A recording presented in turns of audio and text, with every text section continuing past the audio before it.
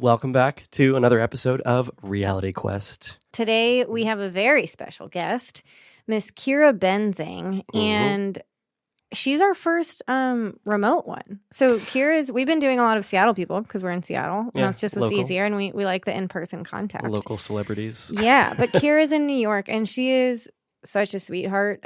She agreed to do that whole thing with us and risking the whole technical challenges of doing it all remote and all of that stuff. Be our first guinea pig experimenting with long distance. So for those of you that don't know who Kiira is, besides just being a wonderful, warm, kind soul, she's extremely talented. She has a background in theater and filmmaking. And one of her, two of her most recent accomplishments, I'll call it, are the ones that are in the news. She had an official selection at Venice Film Festival this year for Loveseat. Yep. And Loveseat is a theater piece. It was a romantic comedy. And we get into describing what it is, but essentially it's a mix of experiences where some of the audience of this theater piece was in VR and some of them were not.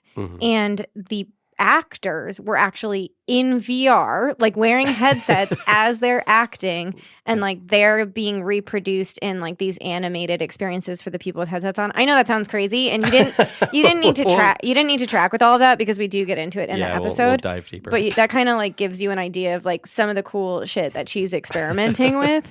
And for another one was Runnin, which is a dance experience, and working with Reggie Watts on this project and John Tejada. Yeah, they go by Wahada. Is what she said. Wahada. Yeah, I love it. But neither of these things are available for you to experience right now because they're hot off the press in the film festival rounds.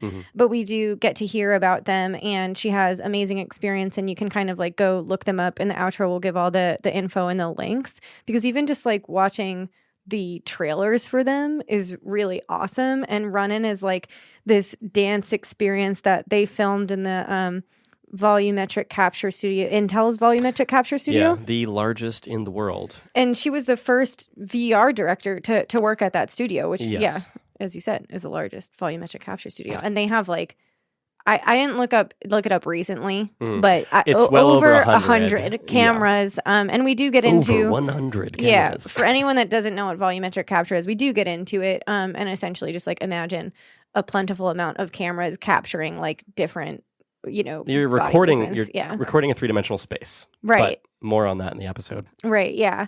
And you can just do some really cool stuff in that experience where you have superpowers where you can do all this cool stuff through movement in the dancing and go up on the ceilings and all of this. So I'm very excited for when it does come out for all of us to try. But for now, you'll have to just use your imaginations. Yeah. Kiira is just incredible. She's done a lot of experimentation throughout theater and just taking a lot of risks through her artistic projects. And she's also done a lot of work trying to get VR and these sort of mixed reality kind of experiences out to more people, out to a broader audience. Yeah, with that theater piece where she's connecting it through theater and also with audiences. So it's across mediums. You have some people not in the headsets and some people there. And she seems very keen on expanding this new dimension in a lot of ways, in unique ways. Multi-layered experiences as far as different types of realities and through which to experience it. We also get into a couple different concepts in this that would be worth prefacing real quick or giving explanation for. Yeah. One being an avatar. Oh, right. Which obviously, if you're in the industry, most people know it. But for all of our friends and family who we love who don't know what that is. An avatar, basically, anytime you're in a digital space, whether it was a video game up until more recently, and then now in virtual reality or any sort of digital setting. I mean, even in websites, avatar is basically just a digital representation of yourself or of you as a character. Yeah. Yeah, good job. So I think that does it. I like it. What else? We also talked a little bit about High Fidelity, which they are an open source VR social platform. Yeah. They kind of allow people to create their own content and generate worlds in VR. So that's kind of a big deal. And we do talk about that as well. Yeah, we don't go into super depth, but it comes up, I think, early on. And so it's just good to know. Definitely worth the plug there. I think that's pretty much it. Yeah. I mean, Kiira's the freaking best, and she's already leading this industry, you know, and so she's a good person making waves. to keep She's track of and doing hear new her things. thoughts for sure. And then hopefully, you know, as her stuff becomes more available, we will definitely keep you posted and stick around for the outro because we'll give all the info on like how to follow her on social media, how to access her work that is out there and get some glimpses into it. And we'll follow up when the more recent ones become available to the public as well and remind you to go check it out. Yeah. All right. Well, enjoy the episode. Let's dig in.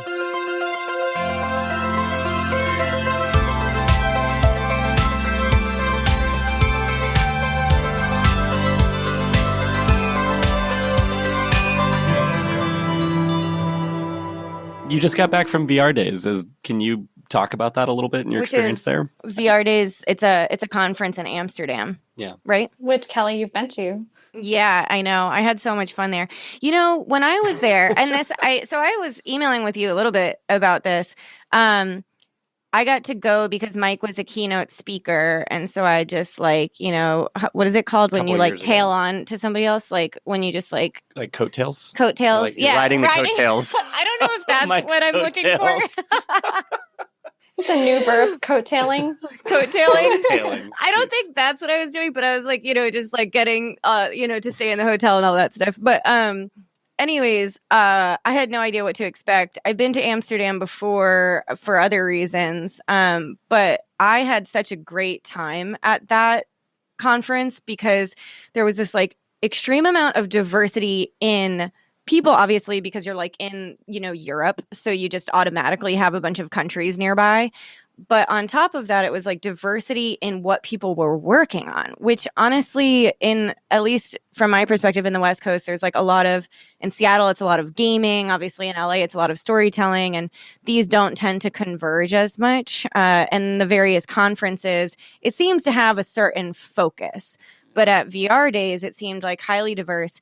And there was the coolest theater thing they did. You might understand how they did it. Honestly, I had no clue. I was like, my mind was blown. They were doing like a real-time capture in VR of a theater experience. Well, actually, yeah, because that's like literally what you work in. And it was like the first time I had ever experienced anything like that. And so they would have these actors. It was like a competition where they put on these plays and then captured them in VR. It wasn't the same as you've done for some of your projects where it was 360. It wasn't like capturing some sort of animated thing, but somebody could then put on the headset and like watch what they were capturing in 360 at the same time that the audience was watching it on the stage. Wow. And my mind was totally blown. I didn't understand what the heck was going on. So this is like back in, I don't know, 2016, 2017. I don't know. So a couple of years I was ago. still relatively, you know, like new in it as well, but I still don't understand how they do it. So that's not an excuse. But anyways, less about me, more about you. So what was your experience there? This was your first time there, right? This is my first time, and it's been going on for 5 years. This is what they called the Lustrum Edition, where they are kind of looking back at where we've come from as an industry. And I just saw so many startups experimenting with different types of technologies, working in biofeedback and our brain waves into VR. I did an experience where they hooked up an EEG to my head so I could actually dive through my own brain waves. That's awesome. You did that? I experienced this. Yeah, there's a team that's doing a piece, I believe they're called Brain Space. And I thought it was really beautiful. There's a lot How of... did you dive through your own, like, say more. what is the premise of the biofeedback? And like, what are you experiencing as you do it? I want to make sure I get the name right. I believe they're called Brain Space. Let's see if I can find that. 1 second, guys. Is that right? Yeah, it was called Brain Space. So they hooked up an EEG to your head, and then they put the VR headset on you, and they had another special sequence. I don't want to give their piece away exactly because I think they're still in a place of developing it, but they had, you know, some really interesting animation. They're kind of setting this interesting space. And then there's a point where you dive inside. It feels like you're floating through your own brainwaves, and you can see them visualized in front of you in the VR headset. And then they were projecting that out so that other people could experience that too. Holy shit. Wow. Yeah. All kinds of new artistic risks being taken. and using science. Oh, wow, that's really cool. So they were somehow basically recording the brainwave activity from your own head and then visualizing it in a way that you and everyone else around you could kind of share in an experience of your brain activity. Yes, that's correct. Yeah, this woman, Dr. Catherine Brunner, and her partner Oliver, they were exploring this new, experiment of what this could look like. This new artistic exploration and story. They're developing a whole story around it.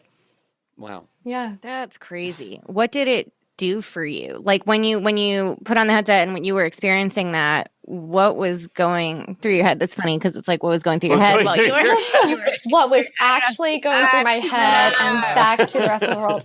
There was a lot going on. Yes, I wanted more of it. It just felt too short, and I really can't wait to see what they come up with as they progress their story.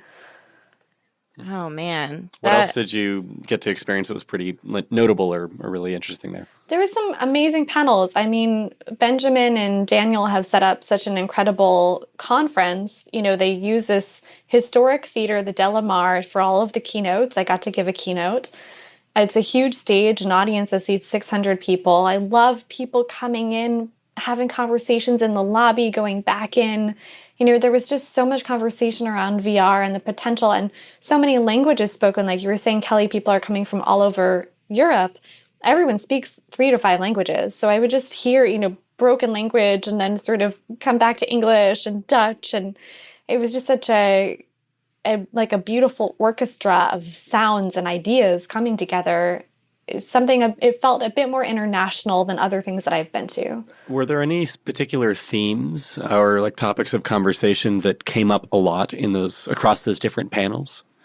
Yes, there were. There definitely were. I mean, one was climate change, and This is something Michel Rayak, one of the programmers from the Venice Film Festival. I was on a panel that he moderated with some other great storytellers, and he was talking about, can we be meeting in the future in VR, actually? Can we be meeting in some of these social platforms? Like I've been working a lot with High Fidelity, and of course we could be meeting in there, and there are some others as well that we could be exploring as virtual storytellers and perhaps cutting down on airplane travel. Travel costs or just energy usage in general. Yeah, and the toll that has on our environment. So that was a conversation. Oh, and Venice was flooding. Oh, yes. Right. So that was like I was reading about that was a big part of the conversation. Why is that part of what are they going to do with VR? Just the fact, about that. That's a great question, right? Well, I mean, they could at least start to hold some of their meetings in VR. They showed footage. I remember catching this on the news. There was like an image of one of the places where they have their, I don't know if it's part of the mayor or other part of government, but, you could see where they're gathering to make important decisions for their community and their, I don't know, the kinds of conversations that would happen through the government, wherever they meet in Venice. I didn't know that they had a meeting space for that, but state meeting house or something like that. Exactly. Yeah. Yes. They have one of those, I guess, in Venice, and it was totally flooded. And they'd actually apparently been talking about climate change like a week prior, and they had voted something against it. And then like all of their desk papers were like left on the. It's a great image. Geez. I'm just trying to describe it, but there was like 3 feet of water and leftover strewn papers on the desks. It's actually super scary, and it's very sad. So obviously you've been to Venice because you've been to the Venice Film Festival, Kiira. Have you been to Venice, Jay? I have not. You gotta go because it's going under. I wish I went when I was younger. I wish I had gone recently or can go before anything more major happens because I don't my memory isn't that great. But honestly, it's been flooding and having issues for a long time, right? So certainly. It seems to me like it's only a matter of time before some more serious things. I mean, they're already happening. Yeah, places like that and the Maldives as well. Yeah. Are just not going to be around forever. Yeah, all of these coastal cities. I mean, even Amsterdam is below sea level. I was encountering that fact from a lot of native Amsterdam locals. They were telling me this, we're below sea level, but our dams keep the water out. Oh. So, I mean, I was going over canals and having a lot of flashbacks to Venice, remembering how I was carrying equipment over the canal bridges. Amsterdam's built differently. These streets are wider, so it's easier to haul your equipment around. But the proximity to water was so breathtaking and beautiful and awe-inspiring. I can only imagine the heartbreak that the Venetians are facing by having to cope with their beloved city underwater. So it's really, that was really interesting. And to talk about the potential for VR, you know, what if we were to have a conference? What if we were even to just gather for a day to discuss some of these issues? What about, you know, networking in VR and fundraising in VR? I think Women in XR has done some pitches in social VR platforms before. Maybe there could be more of that going forward. Yeah, Maybe we take your podcast virtually. Yeah, I think that's really what we would like to do, or one of the things we'd like to do. Well, and it's like what you were saying, Kiira, about what we were both saying about this conference, VR Days. I mean, it's so beneficial, but it's so inaccessible for most people to go. Just the cost of travel and all of that. And there's a lot of things that could be done virtually in a virtual world. I mean, given the fact that that's literally the industry that we're pitching and trying to promote, wouldn't we want to use that? That's true. I hope that, I don't know if it came up in conversation, but I hope people are capturing Venice in 360 and like doing other types of modeling. It's, you know, like what they had done for the oh god, I'm blanking, Notre Dame. You know, how they had like captured it so they could rebuild it all virtually. I hope people are doing that as well. I hope so as So you well. can still do like virtual city tours in the near future, or, you know, Yeah, 50 years from now when a lot of it is completely transformed. Yeah. I mean, I think that there's a lot of cases like that where we wish now that we could go back and see things. Like if they hadn't done that for Notre Dame, I mean, it's already so sad, but now they can actually rebuild it, let alone, you know, I'm sure that there are virtual spaces you could explore as well. In the case of Venice, well, maybe you can't rebuild it where it was, or maybe you can, you know, like maybe they build up. That's what Seattle did. Seattle has a whole underground. Kiira, I forget. Have you been to Seattle? I have. It's an incredible city. It's beautiful. I love it. Have you ever done the underground tour? I did not get to go on the underground tour, but I remember climbing your very steep hills. Yes, that's true. It's very hilly. I feel like two things I didn't expect when I moved to Seattle is how hilly it is, because you think of that for San Francisco, but not Seattle. Also, how big skiing is here. I had no idea. There's a huge skiing culture here, and I didn't know that. You've got a number of good resorts all within really close proximity to Yeah. the city. Yeah. They also, Anyways, I've heard it called the City of Seven Hills before, so. Oh, I didn't know that. There's more than 7. No. Have you ever tried Feels like it. biking or walking them? Because it's really rough. So there's an underground tour here where at one point Seattle went underwater as well. And so they had to build above it. They had like ladders going from level 2 to level 1. So they were like starting to build on top. And you can actually tour part of the old underground, like the old city streets of Seattle. It's super cool. It's like one of those, you know how some touristy things are worth it? That is worth it far more than going to the Space Needle, for sure. Well, the next time I need to go underground there. We need to make sure we're documenting Venice. There's like so many, right? Lots of possibilities for documentarians and storytellers to preserve the world that we love.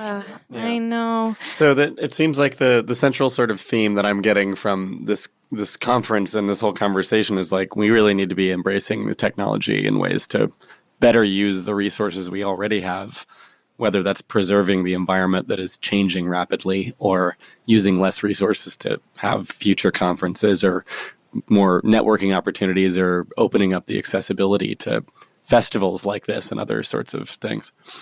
Yeah, I think nothing will ever replace being in the same room with people. You know, it's always special to get to share a physical space with someone and make real eye contact with them and be in the moment. That's never going to go away. It's why we're drawn to concerts with our favorite musicians. You know, there's something that takes over, and it's why we're drawn to going to the theater and ballet. There's something that I think affects us emotionally, physically, spiritually, and that's from being in that united place. But we are working in a place where we can get really close to doing some very transformative things and giving someone really special feelings, an emotional experience that they can walk away with. So I think that we can embrace the technology that we're using and imagine what a conference could look like in VR, what just a part of a conference could look like. It would be great to see all of these amazing festivals and conferences just dedicate one panel that takes place in VR or one sort of breakout session where we brainstorm together about how to make our industry better. I was also on a panel talking about women in XR and fundraising and what that's like as a woman in this landscape. I think it's hard for any person. It's additionally hard, I think, for a woman or a person of color. So I think that there are, again, other things that we need to think about how we can change our industry for the better while we're still in a nascent stage and we have an opportunity to make things more equitable. How can we make sure that underrepresented voices are getting their chance to pitch and be in the room with some of these great funders and tech companies? How can we make sure that when they get into a deal that they are respected and taken care of in ways that they should be as a creator or a leading artistic voice? So those are things that I think will only come again with practice and probably by the industry making mistakes and then we learn better. But, can we make the fewest mistakes possible and make sure that everyone's been being treated respectfully and pushing the industry forward together? I always think of, just to pull in a water metaphor, rising tide lifts all boats. So how can we be doing that together? I love that metaphor. Yes. And this is super important to me. It's one of the reasons I actually love the industry and am attracted to it, is that it is in a lot of ways a potential for a brand new start. And you already see in a lot of the XR types of situations, whether it's conferences, panels, et cetera, that women are being more involved. I think there's still a lot of work to be done for people of color, but we're trying. There's, like I said, lots of work to be done, but the potential is there. And actually, we were just having a conversation with this woman, Evie Powell, which was one of our previous episodes. And she was making a comment about how it's just easier to not have to fix things. Once you've set up a culture, it's harder to dismantle it, right? You can, and you can work hard to do that and figure it out. But I mean, we're seeing that happen in Hollywood. It's broken because it had this culture set up, and now there's a lack of trust, and they're trying to fix things, but it's kind of a disaster. And with XR, we have this opportunity to set it up properly. Like you're saying, Kiira, I mean, it's not going to be perfect. We're going to make mistakes and learn from them, but how perfect can we make it? Because it will make everything easier for us, like you said, with the analogy of the high tide. So, Jay, you were talking about something recently, how all of the let's say it's something like alt space or some form of social VR, they're all cross-platform right now. And Kiira, what you were mentioning about personal connection in face-to-face will never go away. And that's not the point of XR. It's not to replace it. But I love how you had brought up, Jay, just all of these types of technologies are emerging with cross-platform. And there was a part of me that thought oh, that's just temporary until everyone gets onto VR. But I think that you're onto something, and you're right. And this is a lot of what you're working in, Kiira, as well, which is how do you get people to constantly be in different types of worlds and unite them? In the case of this conference, how can you have it be virtual, but also have people in person? And then how would you connect those people? And I know that's some of the stuff that you've done with your theater work as well. So I think that's a really interesting topic. Yeah, it's the conversation topic we've kept on coming across is just how much of those experiences is it actually going to replace? And I think the whole cross-platform element is just that people are always going to be stepping into these sorts of varying degrees of artificial or virtual experiences, whether that's partially integrated with the world or they're just dropping into some sort of meetup with friends for a moment, or maybe their entire workday is in virtual reality. Or maybe they're having some sort of immersive experience and you want to be like 100% separated from awareness of, real regular life around you. So it's just people, I feel, in the industry often like to feel like we're trying to completely replicate all of these real world experiences to a degree that we can just replace or substitute. But I feel like the long-term path is really just very tight integration throughout all of those different levels of immersion and levels of reality. They are levels. I think you're onto something there, Jay. I agree. So what did you talk about in your keynote? You don't have to redo the whole keynote Can for you just us give here. your Yeah, keynote but actually if speech you now? could, that'd be great. It's 17 minutes. I have it like timed. It's amazing. So I talked about my storytelling principles and how I've applied them to all kinds of installations that I've built from AR through VR. And those are some of the same things that I care a lot about, from agency to how you view your audience. I like to think of them as a player, and I think it's really important to define their role inside of the experience, to just working with diverse groups of people, having diversity on your team, having diversity in front of the camera. All of those things matter to me. Telling a story, making sure there's some kind of structural story, even if it's loose, but there's some kind of Act 1 to Act 3. Those are things that I applied in Runnin and Loveseat and Cardboard City and other experiences that I've consulted on. Those are things that matter to me. So I talked about those, and then I talked a lot about what I'm envisioning for the future of bridging all of these worlds, these levels of realities, as Jay was saying, in the XR VR theater that I'm working on, bridging these live and virtual audiences together. It was actually really cool. I mentioned High Fidelity, the platform that we're using for the VR theater, and there were two people. I mean, or it sounded like a little group, but it looked like a few people, and they shrieked, with cheer and joy when I mentioned High Fidelity during my keynote. And I thought, wow, there must be people that are very familiar with this platform. And I got to meet them later. I know them by their avatar name because I've interacted with them and seen them before in VR in High Fidelity. They had come to an improv show that I ran with some of my colleagues from the Alive and Plasticland team.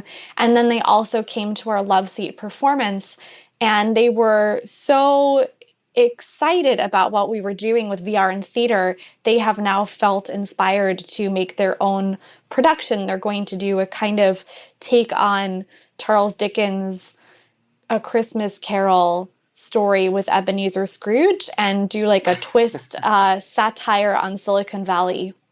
Oh, that's great. I'd watch that for sure. Right? We'll have to get their information. Yeah. I love when you can see kind of the trail of inspiration that happens, and then you look down the road and people are doing these things, and you're like, I remember how you got there. Yeah, it all started in social VR together. Yeah. I had a weird vision when you said they shrieked at you mentioning High Fidelity, because I was thinking about, how somebody's giving a talk and they'll say something about New York, any people in the audience from New York, and everyone's like, yeah, or with a college, so anyone from, Rhode Island University or whatever, it was like, yeah. And then I'm thinking oh my God, that's going to be the future, but it's going to be what virtual platform you're from or something like that. Your favorite virtual world. No, it was amazing. I was like, wow, people are familiar with my work, or they're a fan of something I've done, or they're a fan of High Fidelity. It was very, very cool. And then to get to meet them in real life, I felt, again, it's very special when you get to know an avatar and you have a conversation with them and then you meet them in real life. It's happened for me because I first met the team from High Fidelity on their platform in VR through their avatars, and then I got to meet them at their headquarters, and I already felt like I knew them. There's this kind of built-in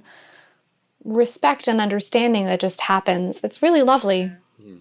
Speaking of avatars, you've done research. I know a lot of various research, but I think you did some research with avatars. Is that right?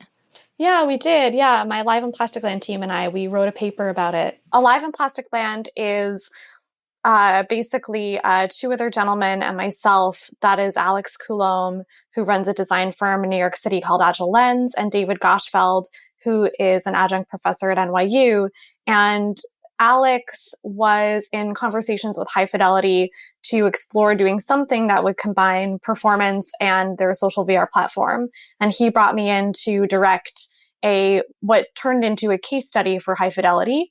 And at first that was basically internal, and we explored what kinds of avatars were helpful for performers so that they could have realistic and truthful performances and be able to emotionally connect with each other. And so we explored different types of avatar designs through that, and also a variety of different types of acting performances, from a television scene to improvisation. And then that led to pitching an idea to High Fidelity to actually do a live improv show, as well as run an improv class. And I brought on an old colleague of mine going all the way back to actually elementary school, who first taught me improv. And I brought him in to help me run an improv show, an improv class in social VR. That's awesome. That improv class looked fucking hilarious, by the way. Yeah. It's like, nobody listening knows what the fuck I'm talking about, but it's like, if you were to look at it, I watched it was like a trailer essentially for the improv class. And it's like, you have this, I remember one specific image, which was like a giant woman taking care of like a miniature man and being like, my baby. Like, that was an excellent moment. Yes. Tracy, who was on the more petite side, on the shorter range of our actual physical actors, scaled herself to be this enormous giant. And Ray Cordova, who is one of our tallest actors, shrunk himself down to be this tiny flying baby. That actually came from the show that we did live.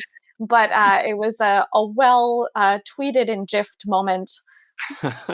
Oh my God. So yeah. what is different about using avatars in virtual reality for acting and performing, or in this sort of improv setting, versus a traditional animated sort of avatar that you would have in video games or other settings like that? I mean, in both senses, you are using a form of motion capture to connect the performer's body to the body of their avatar.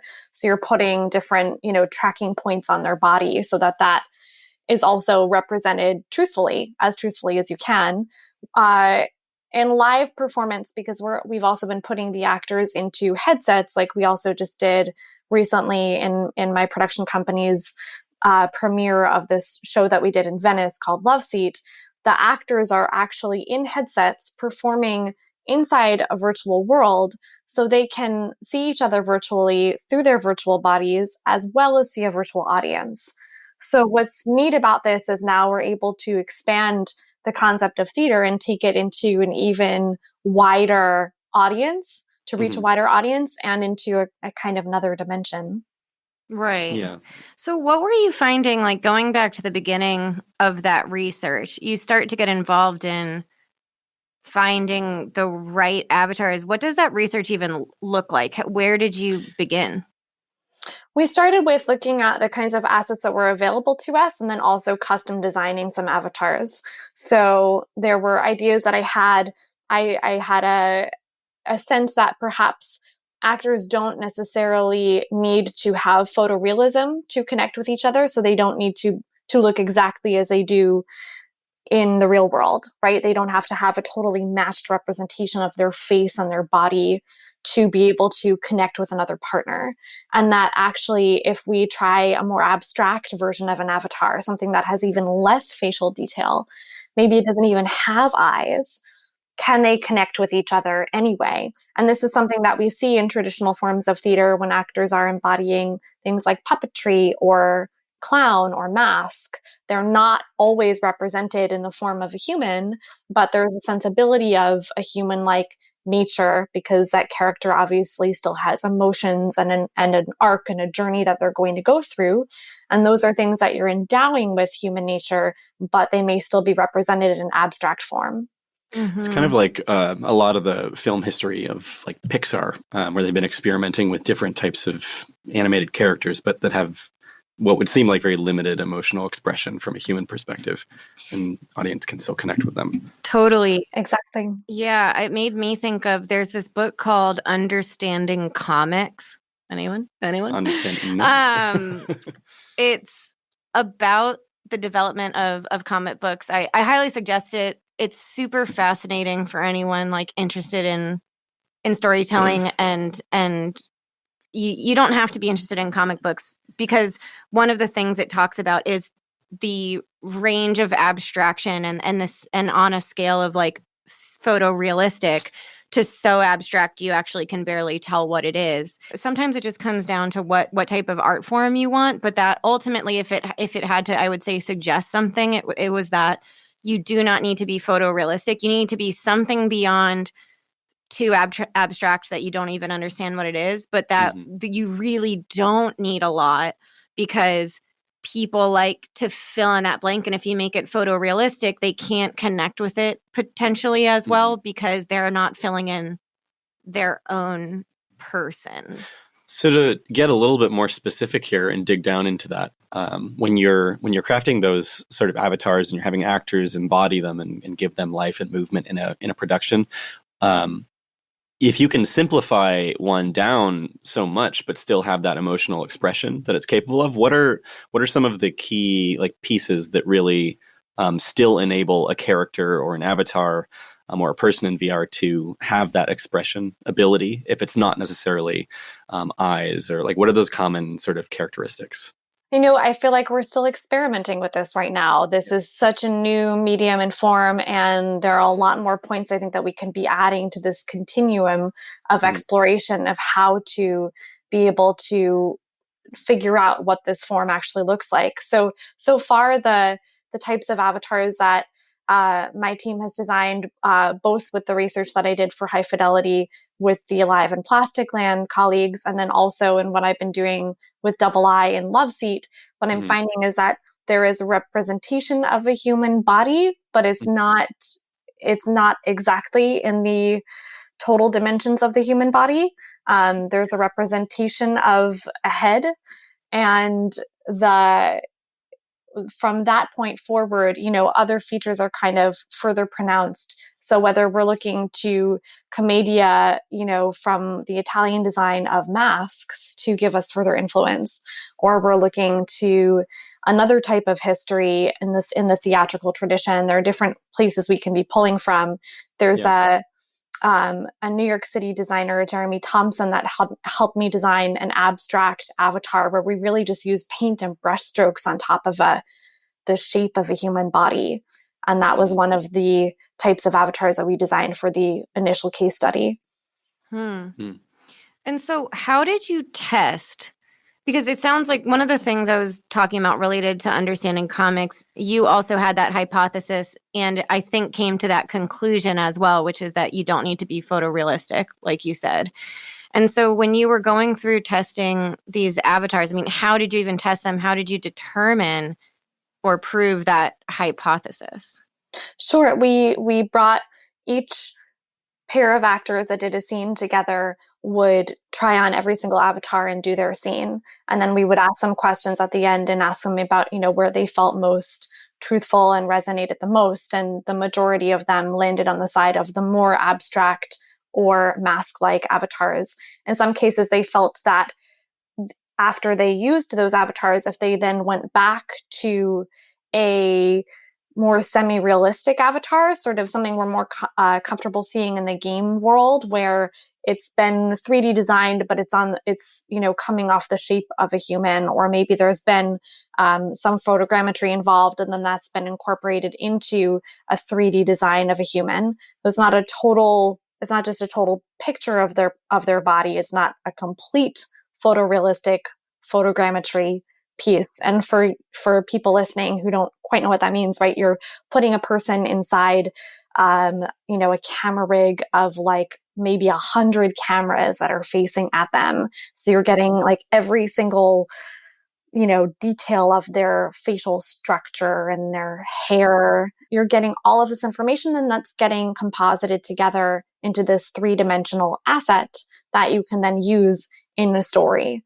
And either you're adding rigging on top of that, or you're doing videogrammetry or volumetric capture, where you're then also, having their human movement matched with their human capture connected together. But yes, basically we then asked a series of questions to those performers, and they landed on the side of finding that the more abstract resonated with them.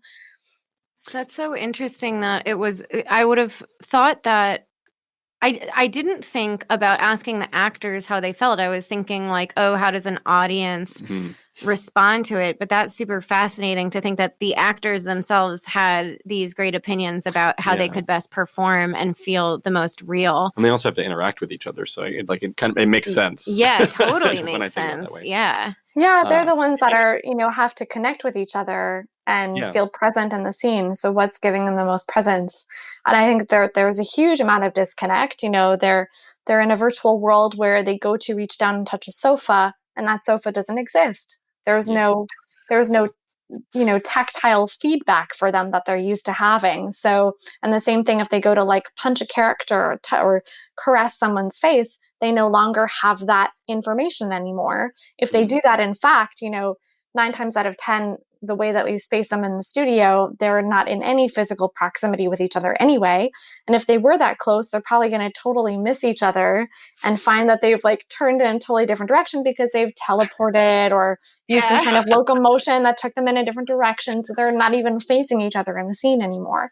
Yeah. So all of these things can add into uncanny valley for an actor. And that's very interesting to me. I was going to say, it seems like it's an uncanny valley thing where it's not quite close enough or convincing enough to feel like, oh, well, this is just the real me that is being portrayed here. It doesn't go that far, so it just feels off innately. So going in the opposite direction seems to work better.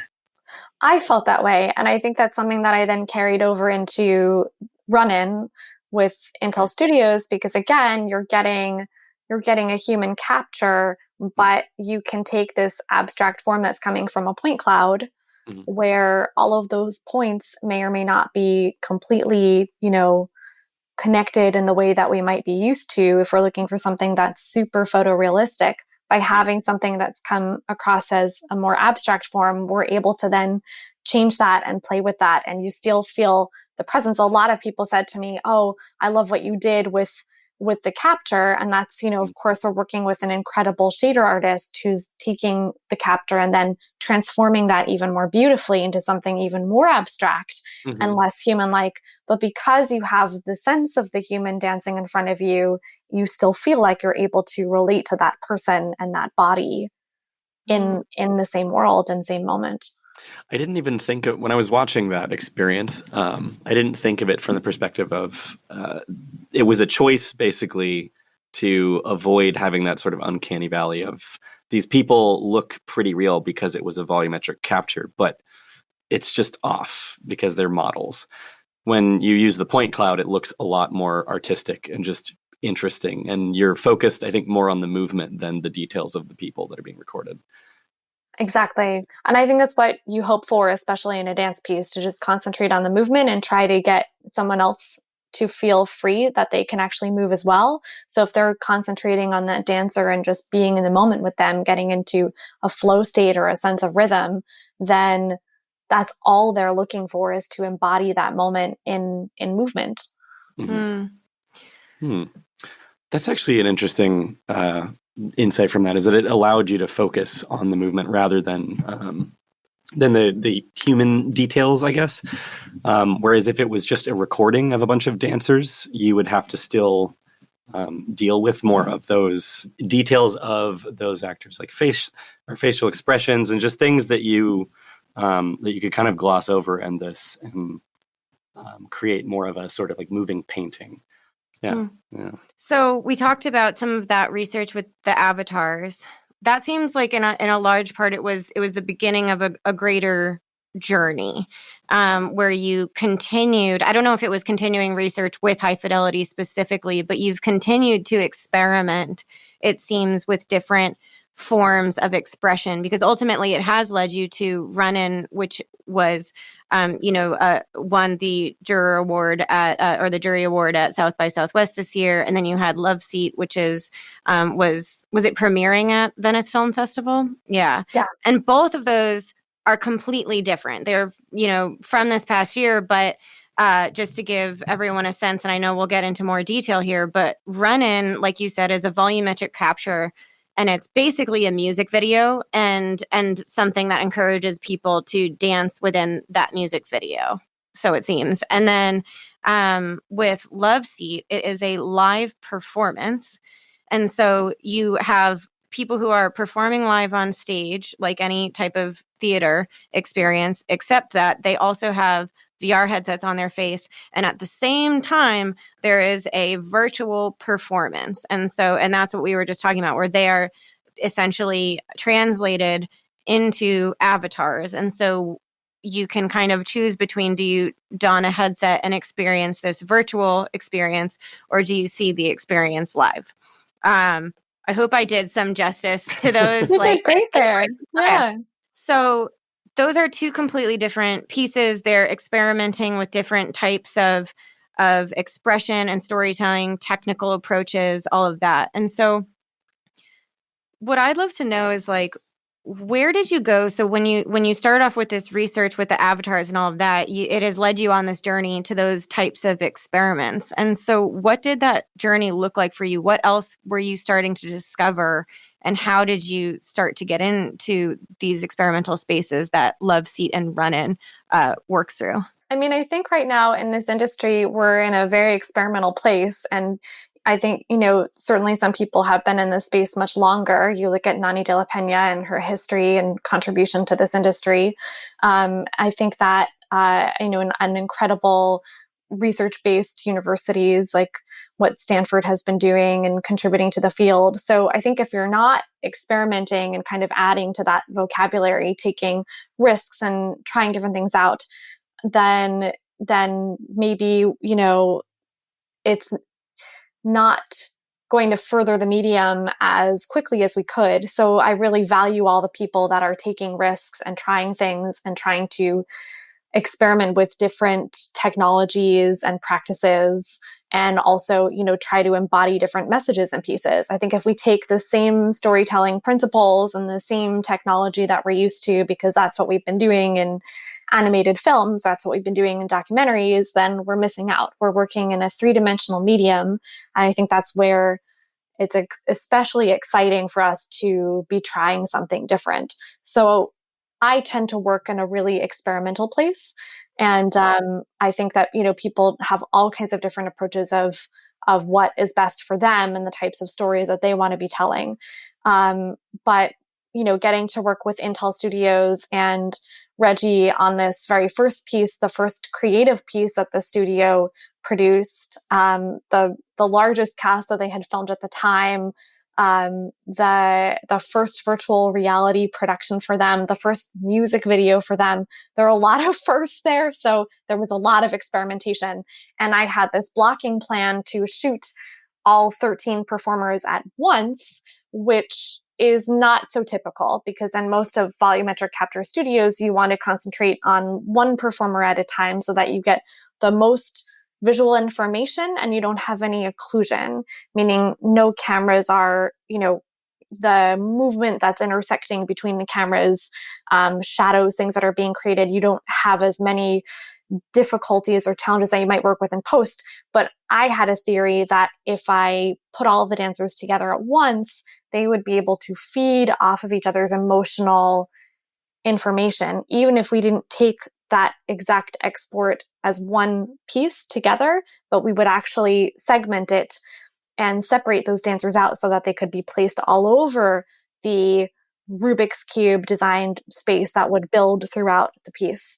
So that was new. That was a new type of experiment and risk that was taken. And I felt that it worked. So that was exciting for me. And I think for the rest of the team to try that. And basically, Runnin was a long project for me. That production was about a year of my time. So I met Reggie at Sundance. I pitched him this idea and to work with this choreographer that I admired in the New York City landscape. Her name is Ani Taj, and she runs a company called The Dance Cartel. And then Reggie also knew another choreographer that he's collaborated with for many years, Amy O'Neill. And so we brought those two choreographers together and pitched this production to Intel. And so that was exciting to get to see something that had so many different components that would then get taken off. And to me, it was quite experimental, but also, proved to be very enjoyable for a lot of audiences. Yeah, that's awesome. And props to you for taking the initiative to pitch that type of experiment, because it's probably, as you said, I mean, it's risky to experiment, and it's really difficult to kind of sell people on trying to do that. Yeah, I really like the idea of having everybody perform together and dance in the same space and then separating them out, but you still have their sort of like live connection that they all had and that shared energy, and then it comes through in the video in post after the fact. Thank you. and I think the dancers also enjoyed that too. That's something that's a little bit rare to do on every volumetric stage. Intel has the largest volumetric stage in the world. So that was, we could have fit another 20 dancers in there. Yeah. So that was really exciting that there were no limits of the amount of cast that we could put in there. Yeah. Do you think that type of inspiration for you comes from your theater background? Because I imagine theater, I know theater is based in people feeding off of each other in a lot of ways, whether that's actually on stage or even just like the mental preparation people do together as a team behind stage. And so do you think that played a large part for you going into this? I think so. Yes, I do.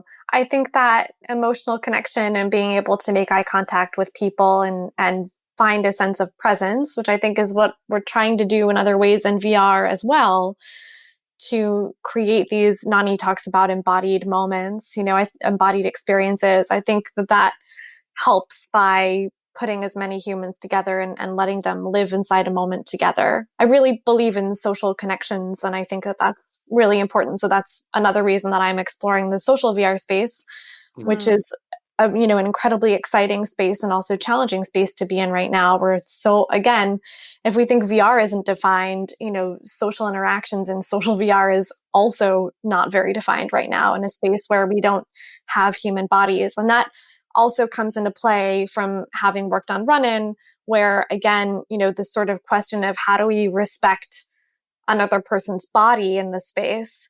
If there's a dancer and I want to dance close to that dancer, but that dancer is essentially hologram, how do I respect their space? Because I want to give someone agency and freedom to let them teleport all around the space and get close to people. But I think in the real world, we know it's impolite to try to stand on top of someone's body or to try to intersect, try to like stick your hand through their torso. You wouldn't try to do that normally, right? I hope so. I agree. Yeah. Generally, I think this is like accepted social behavior. These are norms. This is research that I haven't done, but just a general. Probably I think you're onto something, Kiira, with those thoughts. Yeah. No, but actually, it's funny because we're laughing, but yet people do that in social VR because they're like, "Whoa, I can do it. I can stick my hand through your torso."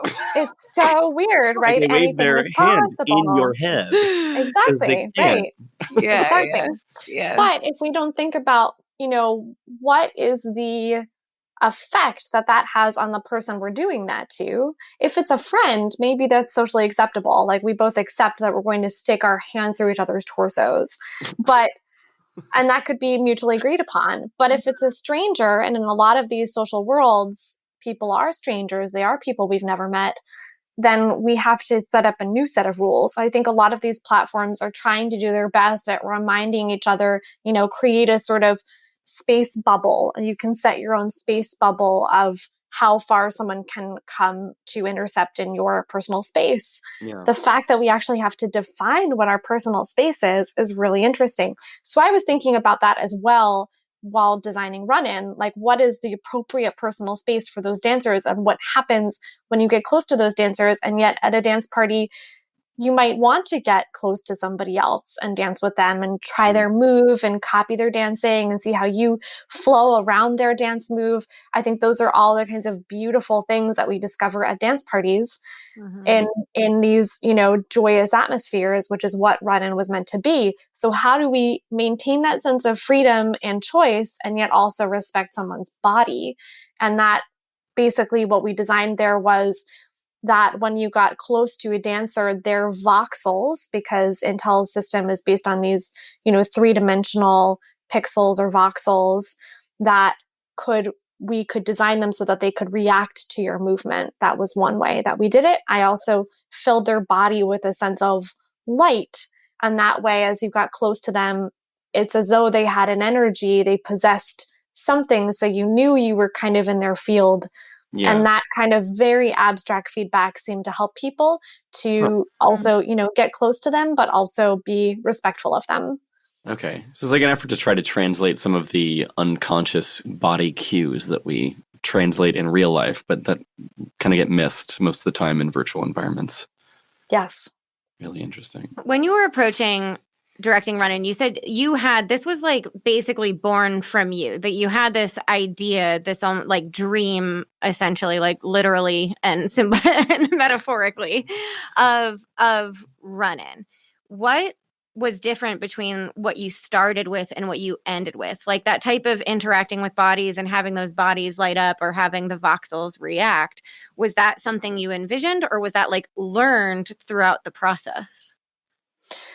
The voxels reacting to your movement was something that evolved. I mean, that came pretty early on. I was hyper aware of the fact that I wanted to make sure that we could be close to dancers, but respect their bodies. And that's something that I would continually bring up during the process, also being the only woman in a lot of these post-production meetings and designing times. That's something that I was very concerned about. Like, how do we honor someone's body, especially thinking about women in this industry? Like, what is the right thing in this potential made up surreal dance world where there are no rules, but how do we establish some kind of very simple rules that you're not even aware of, but we're going to set the design principles that way to make sure that there is a sense of respect. So that was a tenet for me going in from the very start, but how I got there took time. And that's something that I worked out with a UX consultant that I brought on the piece, Kent Rahman, who's a UX designer at ThoughtWorks. And he helped me work through my process. And I came up with a number of different approaches that I then brought to the developers and designers of how we could essentially make sure that we were respectful to these dancers and their bodies. Yeah. I love that. I love that you brought in a UX designer to consult on something like that, because I think, one of the tough challenges of working on storytelling in VR is that it's like, who is even on the team? Because we're combining so many different types of things. And we also, a lot of what we're creating, or like in your case, this type of experience didn't exist before. And so who are the right people to consult? Like, what skill sets do you actually need? Yeah. And I love that. I never thought about it. I mean, I think UX obviously makes sense when you have interaction. But in this case, it's a special type of interaction. You're not like, let me click on this button or go through this portal or whatever. It's an interaction that is being suggested, but not actually happening. It's hard to phrase.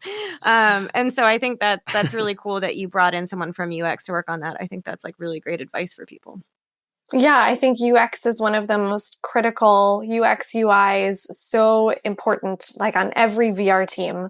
That's something that I really stressed with Intel when they were, putting everything together. I said a UX designer is really going to be very core and core to my process when I'm working on especially interactive VR, where the person that is embodying the experience, I like to think of them as a player and giving them an opportunity to play with the actual world and atmosphere. That something that they do, one of their actions, actually has some kind of result on the rest of the experience. So by making a choice that they, for example, the experience starts in a more photorealistic record store before you then teleport into this dreamlike, surreal Rubik's Cube dance world that you haven't seen in your dreams, this kind of magical world. As you get into that, these sort of magical moments happen that you bring to life. There are these record bins that you take your glow sticks essentially, and as you connect with them and drum on them and make beats with them, they come to life, they animate and change color. And that's an interaction that happens, only based on your movement and you making a choice to interact with that object. While we're on the topic of Runnin, which was just, again, to come back to the, making sure the audience is with us, because Runnin is not, it's in festival rounds right now.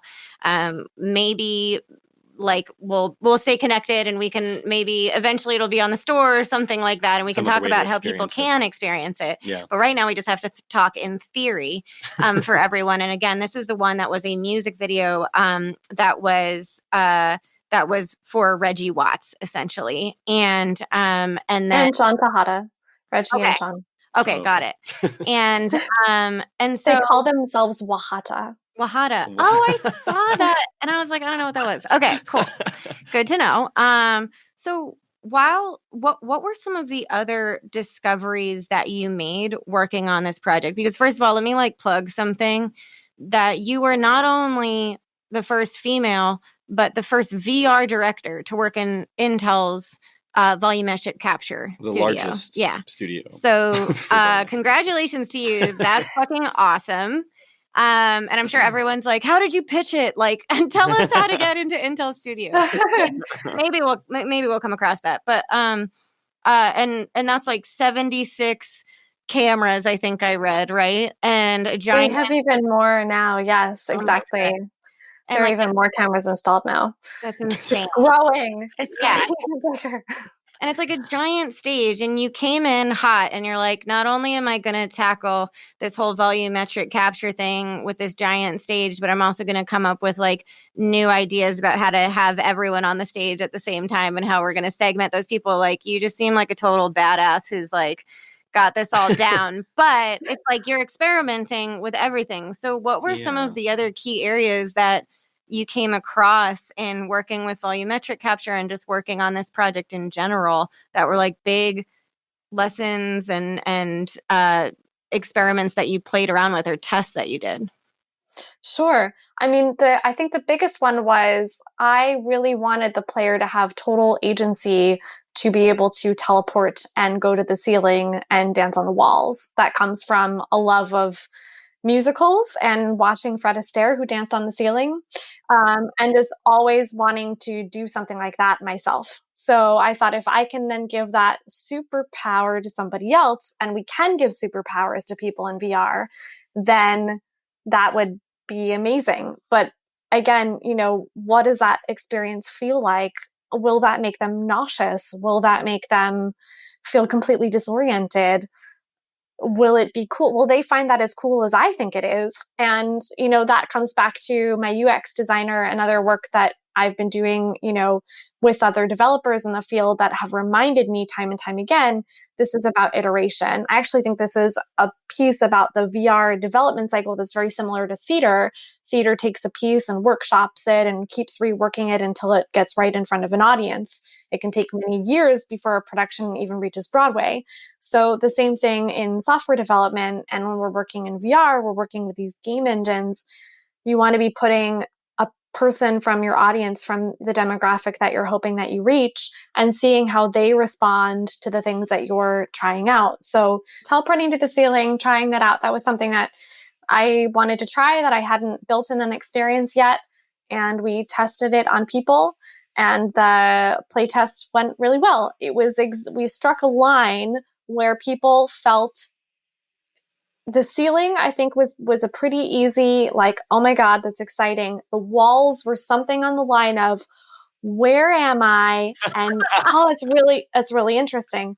So it was that moment of them feeling not safe, we took them just past their threshold, but then that was interesting for them.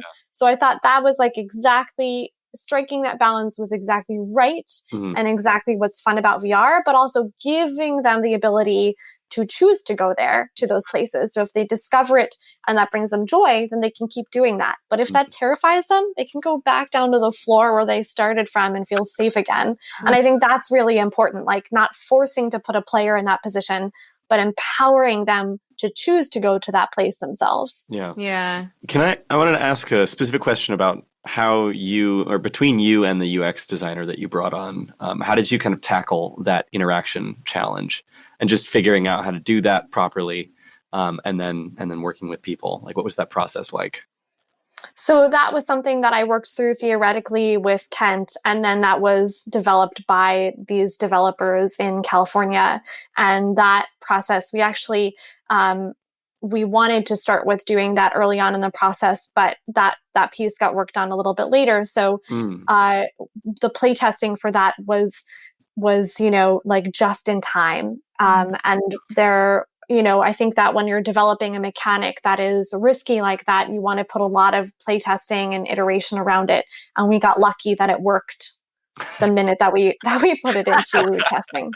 So ideally, there would be more time to test it out with different users groups. And Exactly. Ideally, I think, the approach that I like to have on most of my pieces is to take one of the hardest things or the thing that is the riskiest that you're not sure will work, and you sort of load that at the front. yeah, so to jump off of Runnin', so I wanted to take us back around to Venice, to the film festival there, where you were Loveseat. Loveseat, where you're having an audience go through this experiment that is basically like a mixed medium, right? There's a live performance and then a virtual performance as well.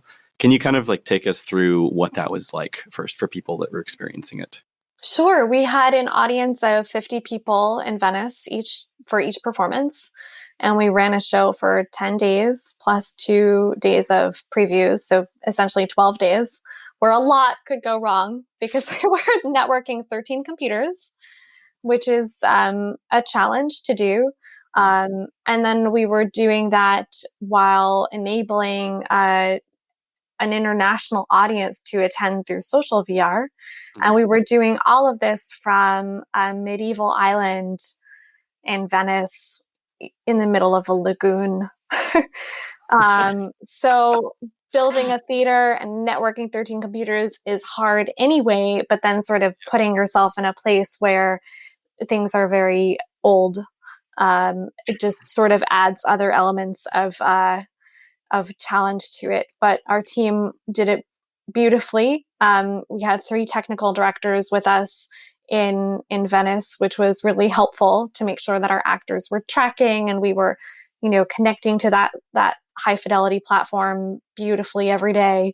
I was always felt like it was a miracle when the show ended and something horrible hadn't gone wrong, because there was just so many types of risks. And that's something that the programmers would say to us too. It was really one of the more technologically complex productions that was there. So basically our audience in Venice we were open to an audience of 50 people. And then we had 4 spots with VR headsets. And my goal was that some people might stay in VR the whole time, but they also might just share with their neighbor to just take a look in to see what that world looks like. They won't have a full experience, but they'll have a glimpse of that virtual world. So my goal was to actually sort of take the headset away from the audience, to say the entire audience is not dependent on experiencing what our actors are experiencing. There's another way for them to see inside this world where they're not going to be forced to have a headset to look inside the world. Someday, if we could put an audience of 50 in headsets, that would also be very cool. But the goal is not to limit ourselves to the limits of the technology, because of course, each headset has to be powered by a computer. Each computer is represented by an avatar that's in that space. So we're kind of you start to hit a bottleneck in there. And I think that for an international audience that's logging in to see a social production, to engage with a social audience, have a social experience, engage with an audience, engage with a community around them, to experience something together, that's very cool. And they can be anywhere in the world. And then they're not limited by things like space or an actual Broadway theater. So there's all these different kinds of limits that we have between both mediums. And my goal was to take the limitless possibilities and combine them together. Yeah. So to recap, to make sure I understand, in this festival, at that point, you have people sitting without headsets watching the live performance. Mm-hmm. You also have some people in headsets watching the virtual performance. Are they in the same room together? Yes, they were. Okay. And then you also are projecting the virtual experience so that people who don't have a headset on not only see the live, but see what it looks like in the virtual so you're just experience. watching the monitor of what they're experiencing. Okay. That's right. Okay. So, And then we also have a social audience gathering in social VR watching from their homes. And they could be watching in a headset or just from their PC desktop. Mm-hmm. How the heck did you get into this position? Unify Well, first of all, like you said, that's super technically complex. And it's funny to me, thinking about this being in a quote unquote film festival. Was the film festival freaking out, or were they excited? They're like, this isn't technically, it's not a short film. It's not a feature film. It's kind of it's a VR thing, but it's also theater, what was that conversation like to just be like, do this in a film festival?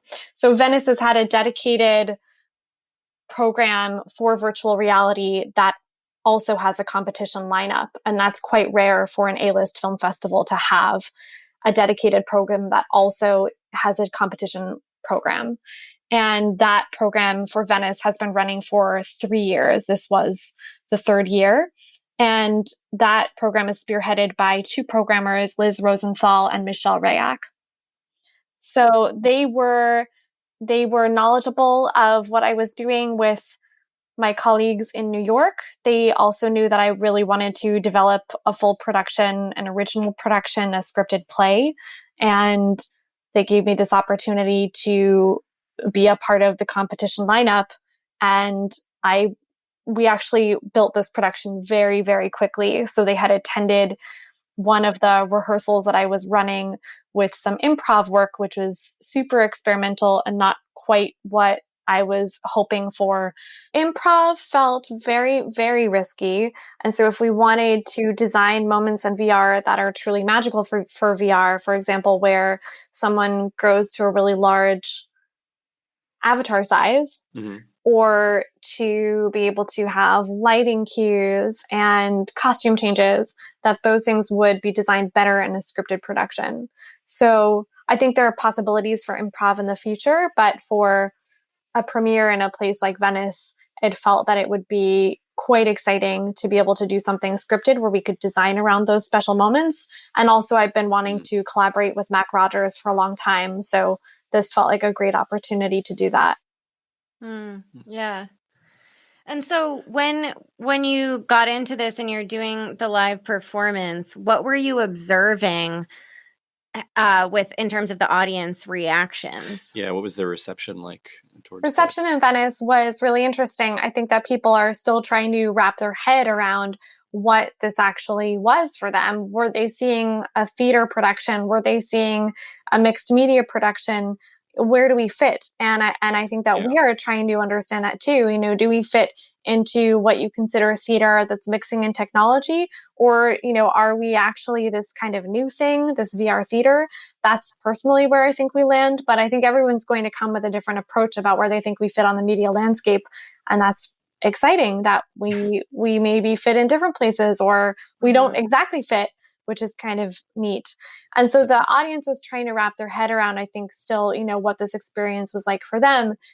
Some people felt really touched by the experience because they felt like it was embodying things that were exploring loneliness and what that feels like to be in a world where you're trying to connect with someone, which is kind of interesting because then we're also using this technology, which is all about connectedness and having interactions and what that can play into your psyche. And, does that give you added feelings of emotional connection with people, or do you feel even lonelier? I think there's also possibilities for other kind of research to be there. But in the meantime, my focus is just creating meaningful content that people in social worlds and the real world can explore? And then how do we get this connection between those two sets of audiences? That's something that we didn't fully have time to develop. We just couldn't get there. We needed to build 2 lobbies basically. And we just ran out of time because we built this entire production so quickly in 6 weeks. Also building another scene, a whole lobby area would have been another challenge. And we basically needed an additional MC to then kind of interact and greet that virtual audience, those virtual avatars. So that's a hope that I have for future productions, to bring the real world and virtual world audiences together through a social connection. But lessons learned from the experience in the first part. So many lessons learned. Still learning. We're still learning.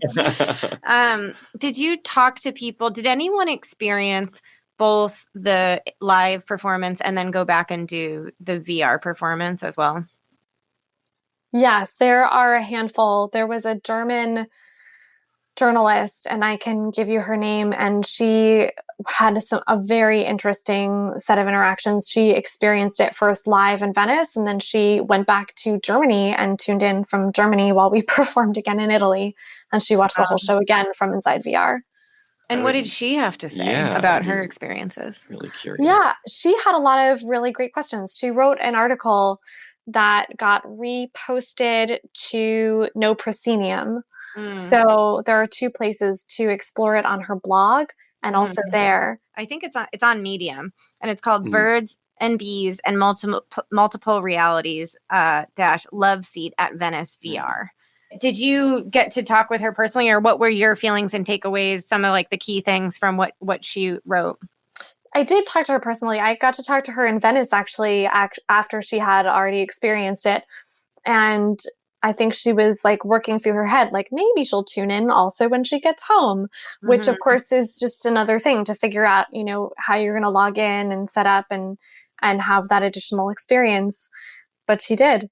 And I believe I even showed her backstage to take a look at our, intense setup of many computers that are all logged in, because in order for us to have different camera angles, we have to have multiple computers that are set up in order for us to be able to mix sound in. Our sound engineers, the Chapter 4 team, they had to be logged in so that they could also be able to mix appropriately and hear the sound inside VR. In many ways, we ran 2 productions at the same time. We're running a live show with lighting cues for a real world audience.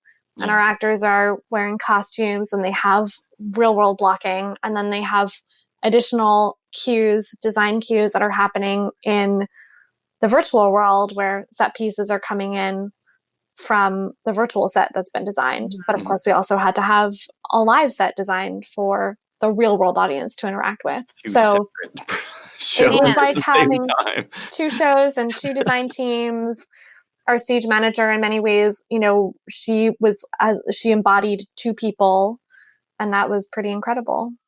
How did you and the actors work through that challenge? I imagine they have not done something like that before. And if you look at pictures of this experience, you're seeing them on a stage in a pose with a headset on. It's like they're basically blind, and they have to like navigate this stage and the other actors that they're acting with on top of navigating the virtual world. So what was that like for them, and then also for you directing them?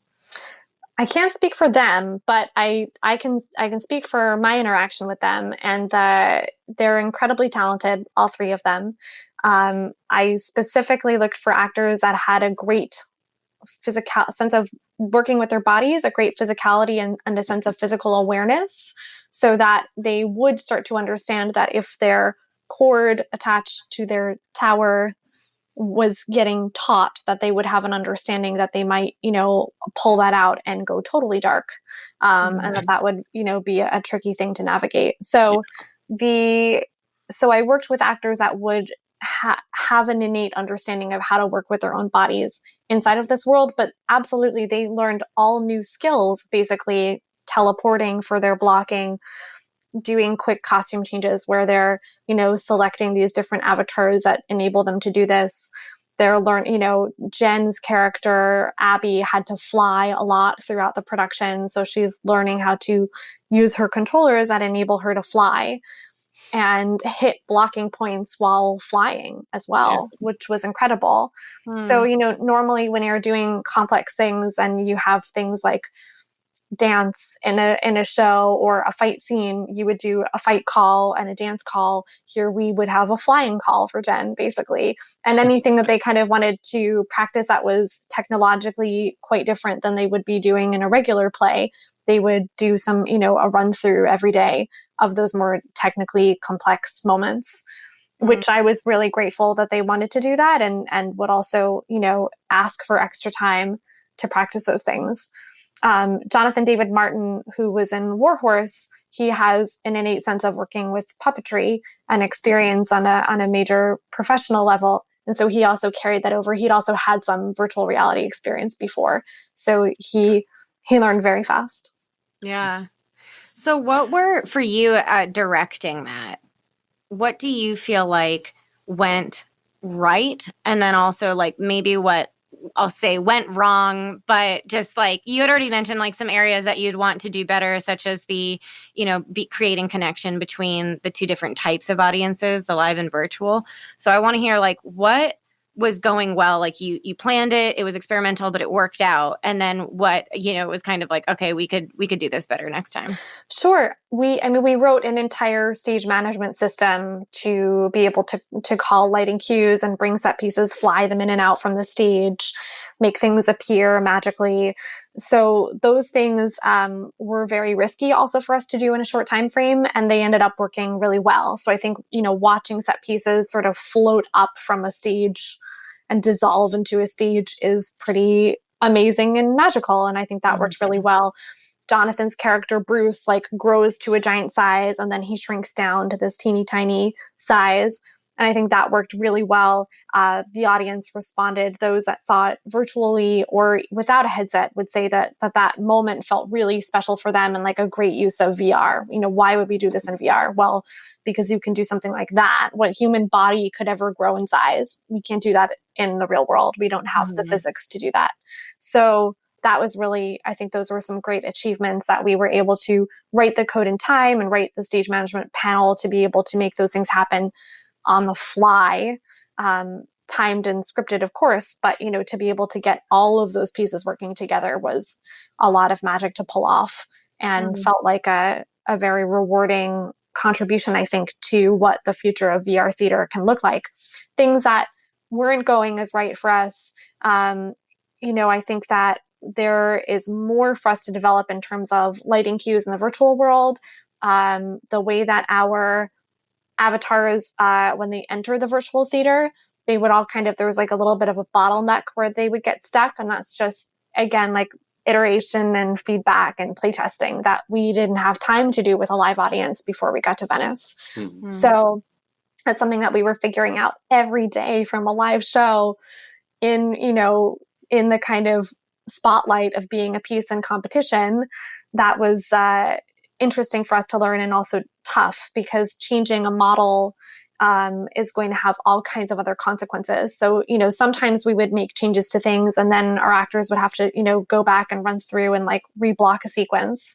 And they were so skilled and such smart people that they were able to do that. But that could have tripped up, other people. So it's, everyone was so fully invested to doing the best that they could and to taking something on with so many risks. And I think that really comes with doing live performance and working with new technology. It's that kind of mix where you are working at a cutting edge where it could be totally rewarding, but also a lot of things could go wrong. And so for us, I just felt like there are things that we can design better. And that only came from being in front of a live audience and doing that kind of testing and having that feedback. Mm-hmm. Yeah. What really got you into using newer technologies like VR and experimenting in this sort of it's almost like an augmented reality space because you're taking projections from inside the virtual environment and putting them outside as well. What was your sort of transition like from more traditional theater and film into trying to experiment with these technologies? I'd been wanting to work in VR, but I didn't even know that it was VR. So I was making a feature documentary about an outsider scientist, and his theory was so big and so three-dimensional in a sense. It explored waves and connectedness between people and human nature and nature itself. And the only way that I could picture it was making this kind of non-linear interactive experience. And I was trying to figure out, it was that, there were these really interesting documentaries that were this kind of long form. The NFB from Canada was doing these great explorations and these kind of long form interactive web transmedia based projects. And so I could picture people running around with iPads in the real world and being socially connected to each other and exploring three-dimensional animation. So in some sense, that's augmented reality. But I also pictured them walking inside of that, like being able to walk inside a three-dimensional picture and web and have an understanding of micro and macro scales. And that was VR. But I didn't know that. So I was writing this treatment and I would pitch it alongside of this documentary in different meetings, and nobody knew what I was talking about. I knew that there had to be some other kind of technology, and I just had to figure it out. And I kept thinking, I think it's something with a phone, but it's larger, like an iPad, but it's like stuck to their head, right? So that sounds, you put it on your face, but you're running around in the world, but you know where you're going. It's okay. Yeah. You're not going to hit things. You're not going to hit things, right? So that didn't make any sense to people, and I, a little bit of a hard sell first. They definitely thought I must have been, coming from another land or something. But the moment I did my first VR experience, I found myself at Tribeca Storyscapes. And I was one of the last people to get to experience this immersive, interactive story called The Enemy that was done by a French team directed by Karim Ben Khalifa. And that was really a game changer for me. I had an opportunity to explore so many things that mattered for me as an artist, but wasn't something that I could do in a two-dimensional format. Now I was able to walk through the experience physically embodied. I could engage with the characters. I had to confront them and actually have a certain physical distance from them in order to make the story happen. And that came off of my interaction with them, my engagement. It was so empowering as a storyteller and as someone that has been dreaming about building a three-dimensional world. The possibilities for storytelling just seemed limitless at that point, and exactly what I had been envisioning for this wave story.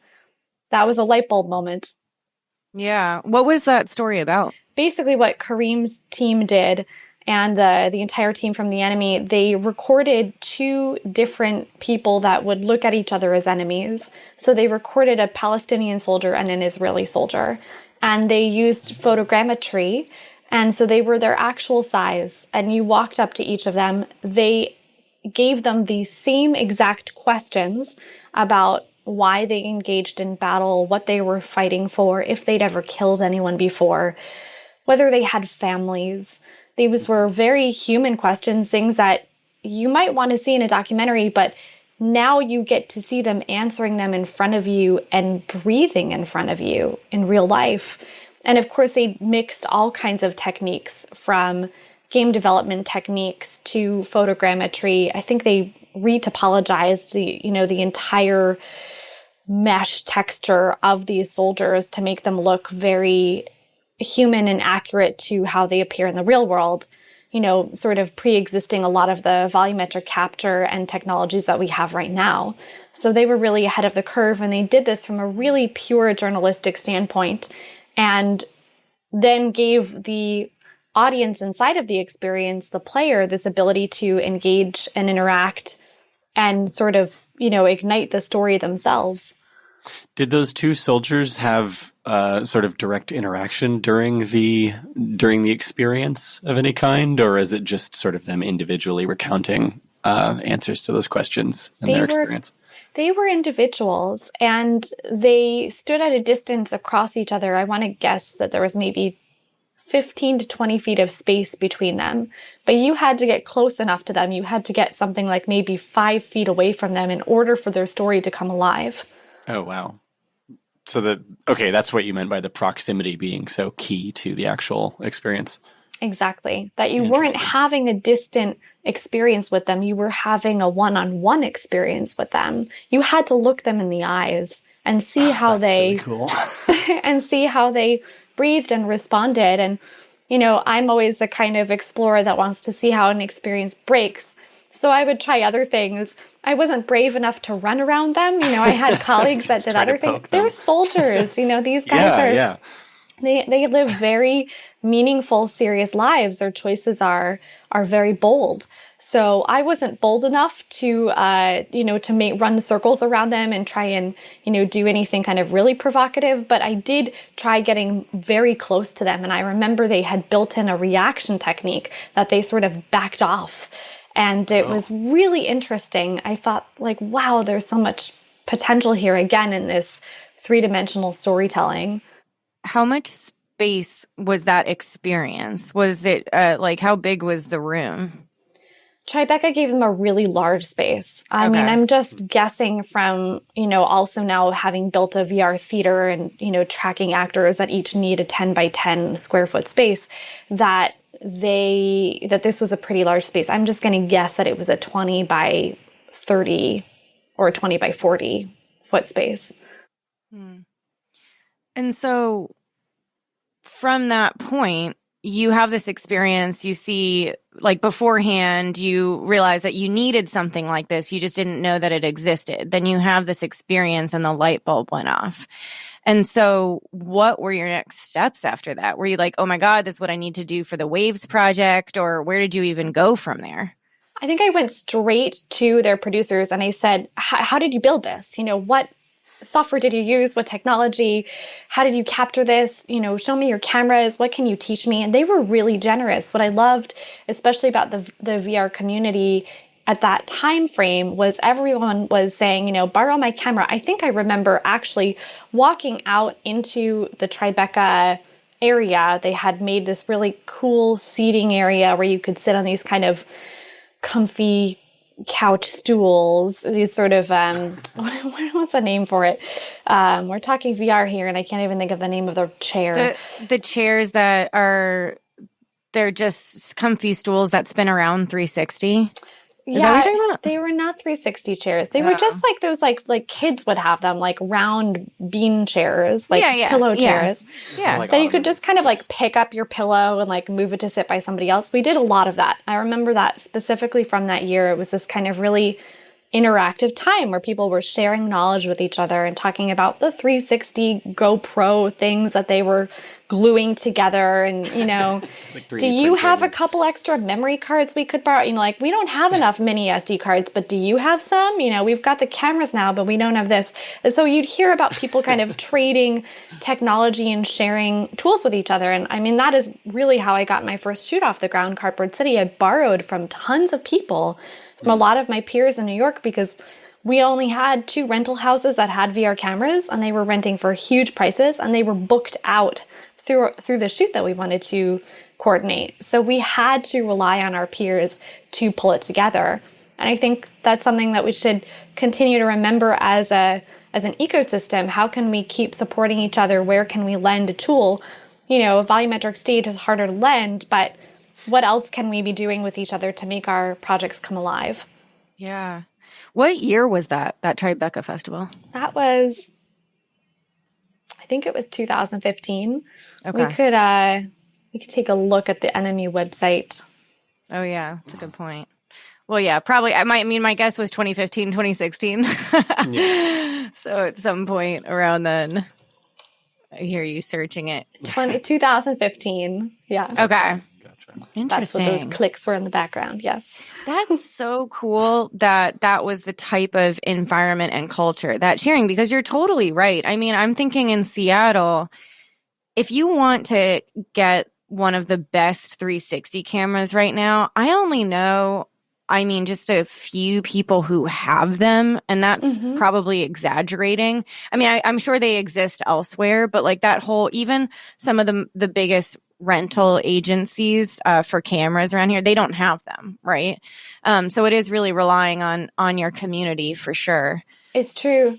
It's sort of like the industry is finding this wave right now where we're kind of going up with resources and places to take classes and hackathons and meetups and, grants to apply for. And then now we've kind of fallen like, okay, that's not as present as it was a few years ago, but there's still all these people that are making really exciting discoveries in their work. So how can we get back to the place where we have all those resources again, where we have enough 360 cameras of a high level to create great content?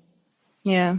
Yeah, that's been a general sort of conversation that we keep having with people is just this sort of excitement that happened over VR and this whole industry over the past few years, and then has kind of reached a trough now where we're trying to find a healthier way to grow moving forward. But I would love to hear your thoughts on how you think that progression is going to be moving forward, or like where we're really going with that now that we've kind of leveled out. The excitement is not quite as fierce as before, but maybe we're moving into something that's a little bit more sustainable. Sustainability is what we need in so many parts of our lives. I think that we still have to define what we're doing as an industry. Now as the XR industry has grown and gone on to include AR and MR and what those things mean. And again, I think there's been a lot of hype around AR, and telling an AR story, I think, is actually quite challenging. Are we a games industry? Are we an experiences industry? Are we a journalistic industry? Basically VR is a tool, and it can be applied to so many different places. And so I think we're seeing that in the medical and science world, there's some really accurate, tangible use cases that will always find funding. But as storytellers, how are we going to, be able to craft the kind of stories that we want to tell when getting a high quality 360 camera, getting enough time in the right stitching program and a computer to run that software? Being able to work with developers and build in a game engine and 3D model a world. All of these things are not cheap. They can be done by one person, but they'll take a lot of time. And if you want to get your story out in the world and it is something that matters and feels current, then how do you race against the clock to do that? So I think that we are finding, there are these sort of more sustainable practices that are coming about, and we're making smarter choices when we make stories so that we don't waste a lot of time shooting footage that we know we're not going to need to render a process. And we don't 3D model assets that aren't relevant to the actual story. I think that everyone's pipelines are just getting tighter. And I think if you talk to any successful VR company, they're going to say, oh, wow, we did it this way in our early years, our first experience, but we would never do it that way again. That only comes by making those mistakes. And there aren't enough rule books and guidebooks for us to follow. And I think that's where, we have to fall down and get back up again and learn from the mistake, and then make sure that we teach each other so that we can be more sustainable and we use the resources that we have as wisely as we can. Yeah.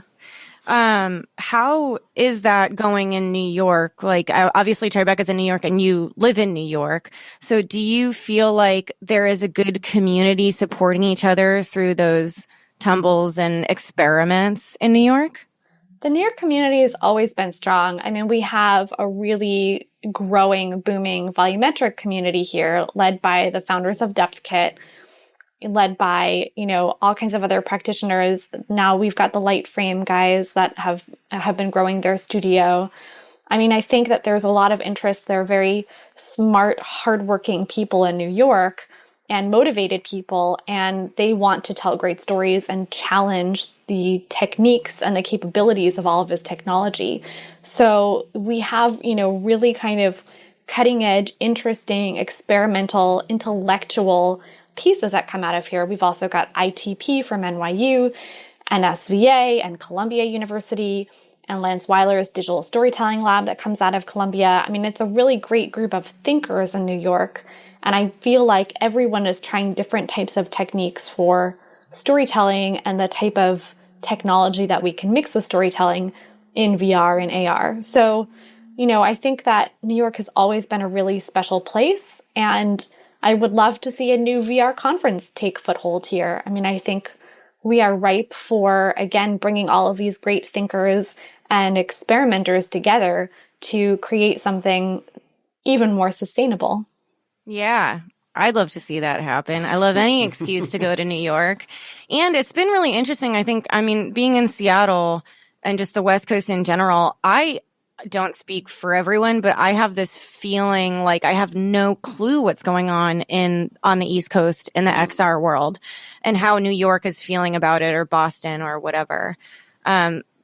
It's awesome to hear that it's strong. And I mean, that's pretty much obvious to me because I did live in New York, and the biggest benefit there is like the people and the brains, and yeah, just like how many people are working hard and wanting to experiment and latch on to what the next greatest thing is. That being said, I'm assuming there's still some pushback. Like there's plenty of people. I mean, I know I have some friends who work in film in New York who don't know anything about XR or 360. So what sort of conversations are you having with people in your, like with your peers that are in filmmaking or in theater? Traditional mediums. Right. With regards to XR, like, are they curious about it, or are they pushing back, or how is that going?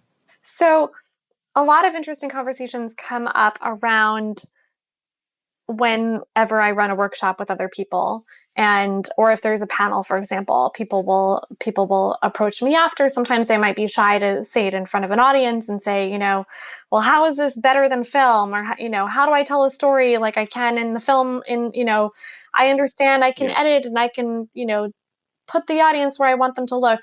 And for me, it's just a totally different medium. You have to look at it as a different medium. It's the same if we're listening to a podcast, that is a different type of experience that you're designing than you would be if you are shooting a TV series, and is that TV series multicam or single cam? Like that's also different. So it's really based around your design. And I think that's really critical to VR. So when you say, when a filmmaker is hesitant, for example, and they say, well, how am I going to make sure that my audience looks where I want them to look? There are tricks that people do. And I think a lot of that happens in theater and live performance, actually, that lends itself really well to VR. Yeah. But at the same time, it's sort of missing the point. I think if you're so convinced that the only way to tell a story is if you can control it and you therefore have to frame it, then VR might not be the perfect medium. VR has other really beautiful abilities. And so if you really want to frame something like a painting because that's where your storytelling shines, then, film is probably the best medium and language for you. But if you are thinking about how you could give somebody freedom, for example, or agency to look where they want to go where they want to, then VR is a great medium for those things and something that you wouldn't do in film. Yeah. Right. So it's just not a straight, like framing the shot or the thing that you want to capture is just not the way to think about VR. I think that's like one of the fundamental differences. I think anything with a 2D interface is where you're going to encounter a real tension between a language that has been developed, that we're very familiar with.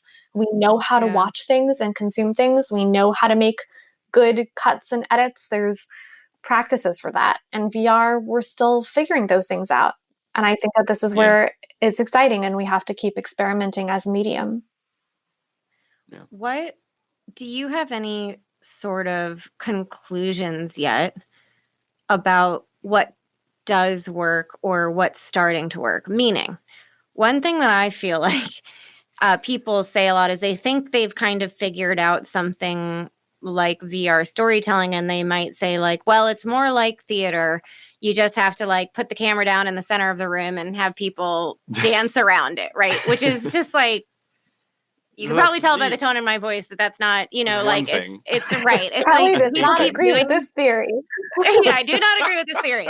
But people keep like doing it. And so, but I think the reason, no, I'm being mean, but I mean like what the thing is that people are trying to figure out, like you were saying, they're trying to translate it directly, and they're trying to decide like, what do cuts look like? Where do you place the camera? Is there camera movement? Oh no, camera movement might make people feel sick, so let's just keep the camera still.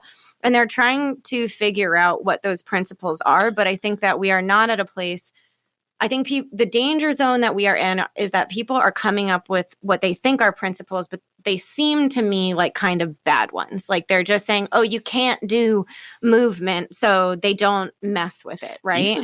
Even a lot of the language that you just used right now was very much centered around the perspective of a camera, which doesn't really make sense as much. Fair, totally. Yeah, but I think there is still the camera part. I mean, no matter which way you put it. But for you, Kiira, like, do you have things that you feel like are myths that you want to like demystify for people, or things that you think are actually working that you think most people aren't understanding? Sure. I mean, so let's take the camera, for example, that Jay was pointing out. You know, when we're working in a game engine, for example, then we are dealing with a camera. But I like to think of the person at the center of the experience as a player. So they're not an object. And I think that that's really tough for us to even wrap our heads around when we're working with developers and we're working with software language where things are looked upon as objects, but these are also people. You know, a volumetric dancer can be looked at as an asset, as an object that is placed in a scene,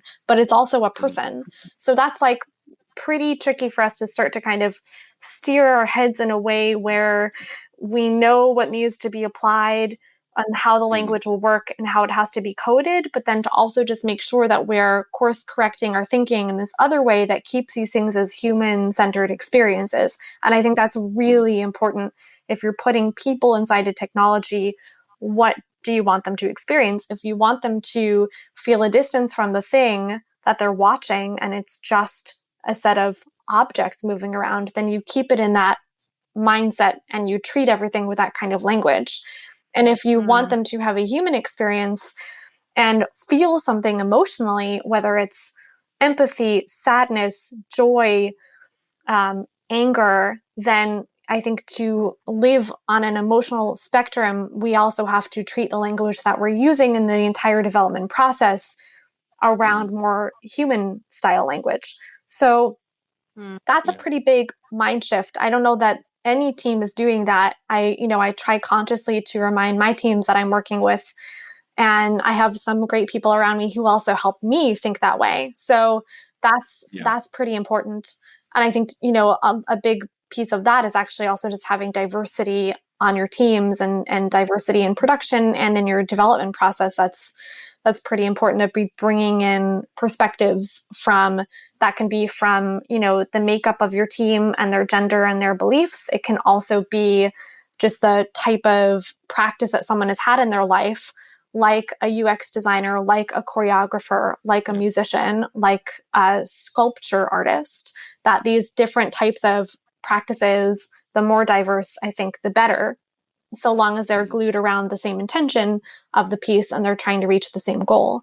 Okay, so principles that I've learned, things that I find are helpful. I think a lot of it is, you can set a kind of rule that you want to set. There are certain things that I think are helpful. Like, you don't want to make someone sick in an experience. Probably not. Maybe you do, but probably your goal is not for them to like take off the headset and feel dizzy for several hours, because that will just make them not want to return. So there are things that help us do that. Camera stability is an easy one to go to, but that doesn't mean you can't take the risk of moving a camera or taking them to another location through a cut. I think it's just that if the goal is to keep them feeling healthy after they do the experience, then you're going to make sure that when you do those things, you are being thoughtful about those choices. How frequent you make them happen, what's the duration of those things. One of my big questions is, can we empower the player to just do that themselves? So if a camera is going to move, can they make the choice to be on the shot that moves the camera through it? Harder to do, right? But it's possible. is that better in a branching storyline? And that works in a kind of format, again, that isn't something that we're as traditional, that we're so used to, a format that has been established and proven. Linear cuts we know work. So that's where, this kind of decision that's made by an editor is happening, by choice, by force. But what if we give that tool to the player instead, and they make that choice and they become the editor in a way? And that, I think, is just by design. Yeah. Okay. So how do you write with with this mind shift that you were talking about? Because you write, you also have collaborated with writers, and so I'm curious, like, with that mind shift you've talked about and with some of these principles in mind, what is different for you about writing for these experiences? I guess if you're approaching the narrative storytelling, is it like a choose your own adventure versus? Yeah, it can be. Yeah, exactly. I think just thinking about what the player's experience is, who they are, is a place that I like to start with, and the core feeling that I want them to have, and then always like designing around that feeling and coming back to that feeling. So if the feeling is, for example, a feeling of joy and happiness, then, we're not going to try and scare them and put them in a really dark environment and have lots of shadows where, things are lurking behind to make them feel unsafe. So that's each creative decision then supports that core feeling and whatever that player's purpose is supposed to be inside the experience. So that's so very much like constructing an ambiance that matches the mood and state of mind you want them in at each point. Exactly. Yeah. Constructing the ambiance, the energy of the space, environment, I think, plays a really big part into it. Space, I believe space tells a story. That's something I've been thinking about for many years while working in this medium, that each time, what is the primary location and what is the story of that space? Mm-hmm. I love that. It makes me think so much about space design in real life, right? I mean, I'm not, I have no skills in this area, but my mom loves, HGTV and all of this stuff, and she'll tell me what to do. But one of the things she talks about that you just reminded me of is, like, you have to start with one thing. And then you have to be like, this is my theme, whether that's like a vase, a picture, a curtain you like, the rug. Like, you have to start with something and start with like the feeling that you want in that room and start with that object of inspiration. And then you build everything around that. Find your cornerstone. And it helps you keep with it centered with that whole feeling that you started with. Otherwise you can get out of hand with the design of the space, and it won't eventually have that, je ne sais quoi connection and feeling. And that sounds like exactly what you're saying, except that it's not necessarily an object. You're picking a person's journey and their general feeling. So I love that. I think that's really helpful and thoughtful. I love that approach. Yeah. Go ahead. Yeah. What were you saying? So it's often been described, I think we were talking about this earlier, it's been described as like thinking of creating scenes in a story in VR as concentric rings kind of experience. Like, you are in that setting, that ambiance, and then you transition to the next sort of setting and ambiance, however that transition happens. And so each one of those settings has to kind of make sense with the mood and message that you're trying to send. Yeah, it sounds like it's like you're creating multiple worlds. So if you are transitioning, to your point, Kiira, about you're not cutting between frames, you're cutting between worlds. And I think that's what you mean by like the concentric circles, is that you're going from world to the next world to the next world, and you have to. That type of a connection is very different than connecting frames. And so you have to build it around that way. Yeah. I mean, we're working spatially. So how do you get from one space or one reality to another? The rules of one world can be different in another. Right. So I know that we're running low on time.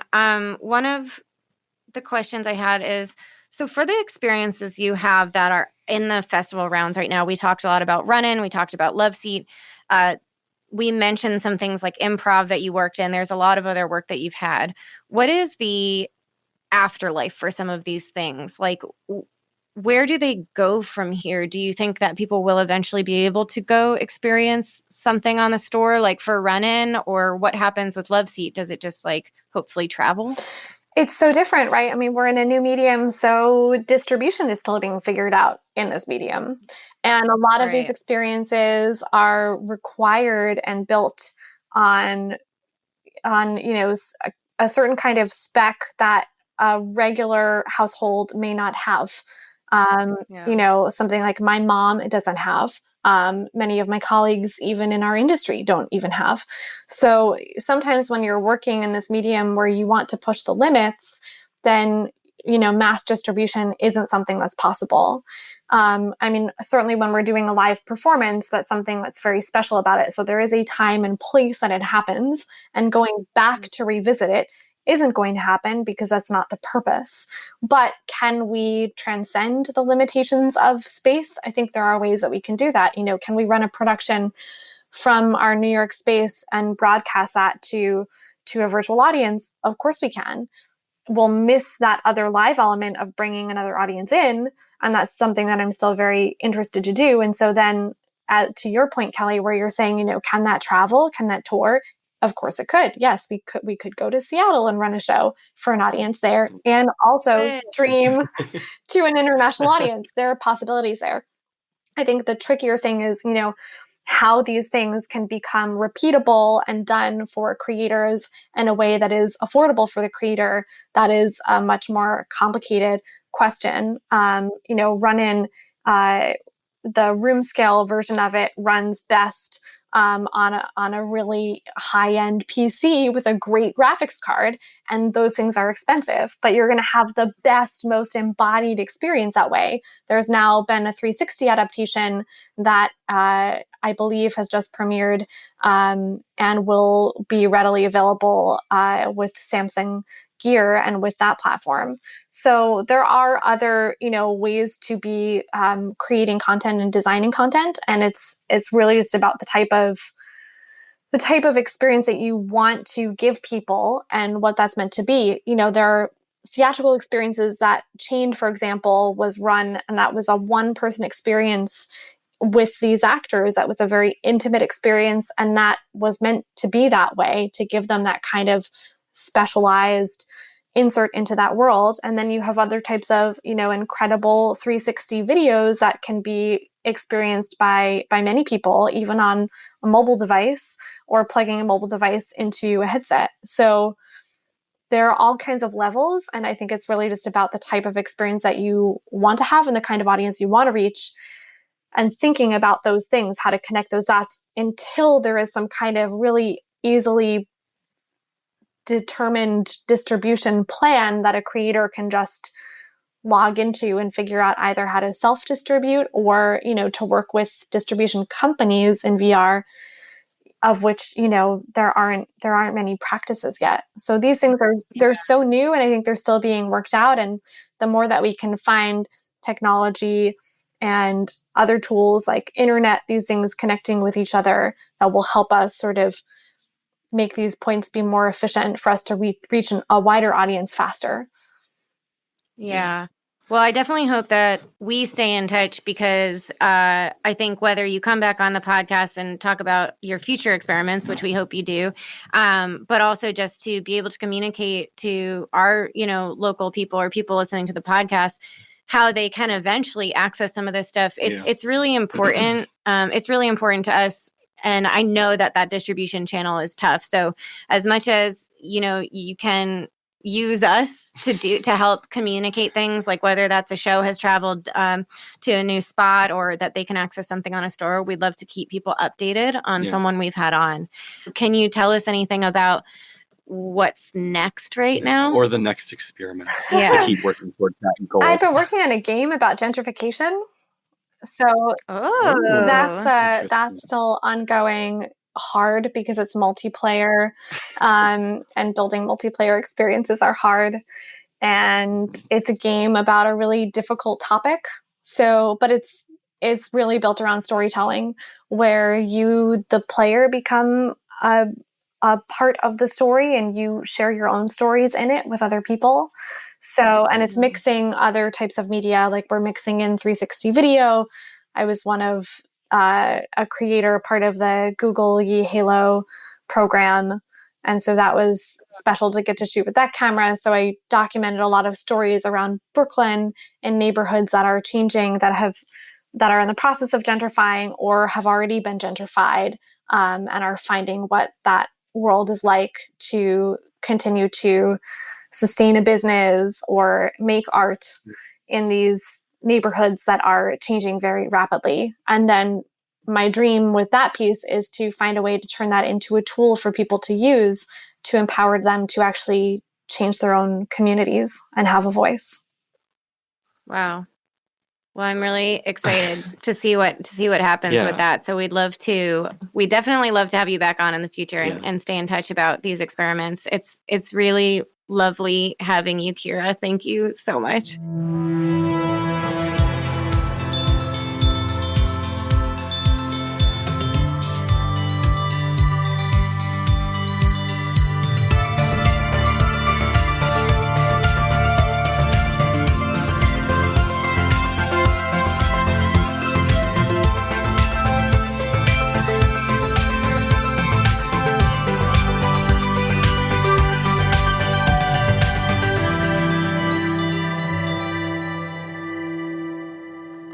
Thank you for listening to Reality Quest. Hope you enjoyed that episode. Yeah. Again, Kiira's amazing. Follow her in all the places. So here's some helpful links, and we'll also link to all of this stuff in our website as well. Her production company or her studio is called Double I. So you can go check out all of her work, a lot of the stuff that we talked about at doubleye.co. So that's DOUBLEEYE.co. And then you can follow her on Instagram at Double I and Twitter at Double I Pro.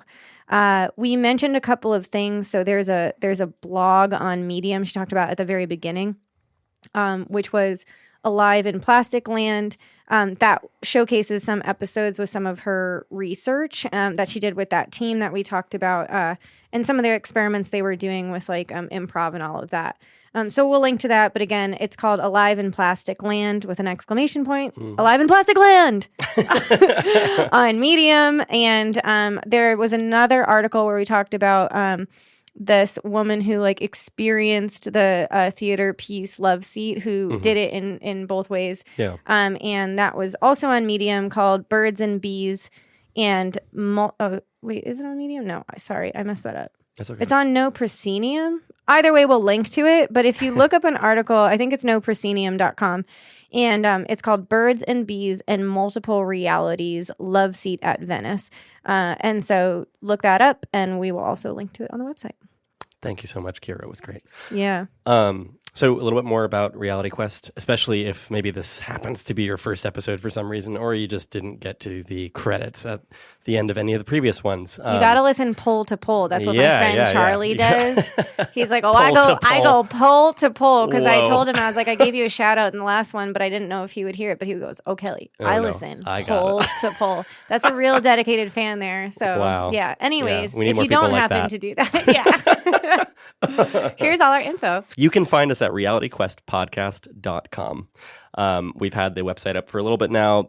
All of our episodes are there, and more information about context and things we talk about in the episodes. Yeah. Also, you can email us there. Yep. There's a comment form and everything if you choose to do that. We also we've been publishing just random little updates and things through our Instagram, which is Reality Quest Podcast.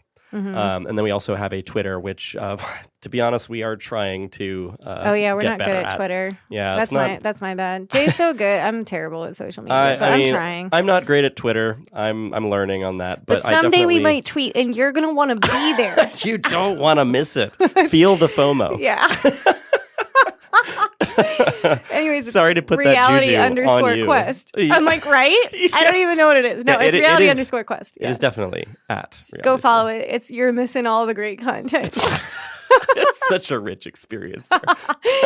Also on the website, we have besides emailing us and sending us all your feedback and also any comments you want to hear. Like the other day, Jay did a Instagram post where you could like submit thoughts of like questions you have, things you want to hear on the podcast. We love to hear that stuff, like Love various getting feedback. feedback. Only positive, of course, but no. But yeah, do that through the website Honest, what we want. or follow the Instagram to do that. That's helpful. Yeah, and if you like all of the stuff we do, including the episodes and like random art for those things, you can support us to continue to do more of this and come up with more ideas. We would love to do things like more group format episodes, or do ones that are focused on sort of audience feedback, maybe even things in real time.